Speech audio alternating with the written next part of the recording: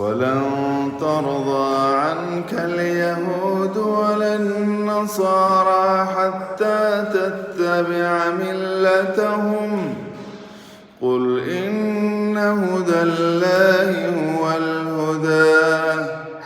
ولئن اتبعت أهواءهم بعد الذي جاءك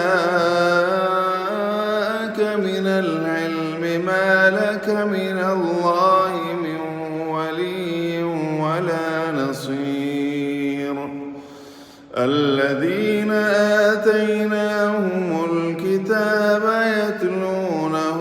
حق تلاوته أولئك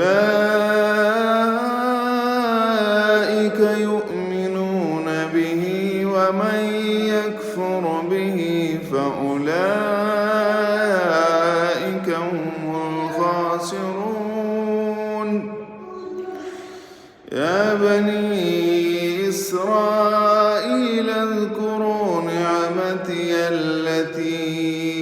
أنعمت عليكم وأني فضلتكم على العالمين